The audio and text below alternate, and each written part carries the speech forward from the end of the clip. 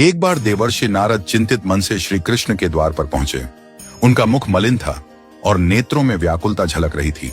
श्री कृष्ण ने मुस्कुराते हुए पूछा, हे देवर्षि, आपके चरण आज चिंता से भरे क्यों हैं?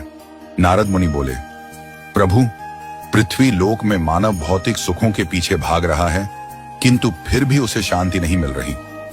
बहुत से घरों में मैंने अशांति, रोग, दरिद्रता और भय का वास देखा है।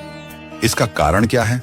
श्री कृष्ण ने गंभीर स्वर में उत्तर दिया, हे नारद, मनुष्य चाहे जितने भी पुण्य कर ले, यदि उसके घर में ये 3 चीजें हों तो वह अकाल मृत्यु, मानसिक तनाव और दरिद्रता से नहीं बच सकता। 1. टूटी हुई मूर्तियां या देव प्रतिमाएं। श्री कृष्ण बोले, चाहे वह किसी भी देवता की मूर्ति हो, यदि वह खंडित हो जाए तो उसे तुरंत विसर्जित कर देना चाहिए। टूटी मूर्ति में देवता का वास नहीं रहता, इसके स्थान पर वहां नकारात्मक शक्तियां वास कर सकती हैं। ऐसे घर में सौभाग्य नहीं टिकता।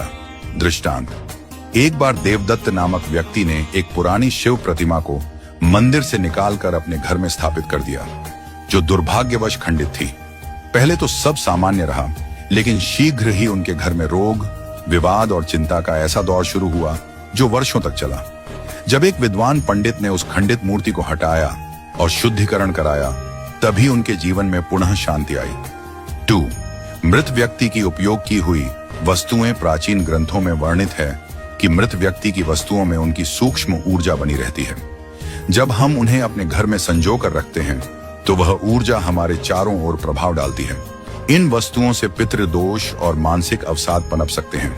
दृष्टांत, देवदत्त के पिताजी का निधन हुआ और उनके वस्त्र, जपमाला, आसन को स्मृति के रूप में घर में रखा गया।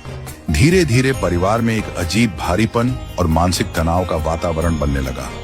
घर के बच्चों को डरावने सपने आने लगे। जब एक संत ने बताया कि उन वस्तुओं का विसर्जन आवश्यक है और विधि पूर्वक गंगा जल से शुद्धिकरण कर उन्हें हटाया गया, तब जाकर पुनः संतुलन लौटा। 3. पक्षियों व जानवरों का घर में बसेरा, विशेषकर कबूतर और चमगादड़। श्री कृष्ण ने कहा, प्रकृति के जीवों के साथ सह अस्तित्व में रहना उचित है, परंतु यदि वे आपके घर के भीतर स्थायी रूप से बस जाएं, तो यह ऊर्जा संतुलन को बिगाड़ देता है। कबूतर और विशेष रूप से चमगादड़ तमसिक ऊर्जा के संवाहक होते हैं। उनका घर में निवास भय, रोग और दरिद्रता को आमंत्रित करता है। श्री कृष्ण का समाधान, जो व्यक्ति अपने घर में शुद्धता, पवित्रता और सात्विकता बनाए रखता है, वह स्वयं ही सभी प्रकार की नकारात्मकता से मुक्त रहता है।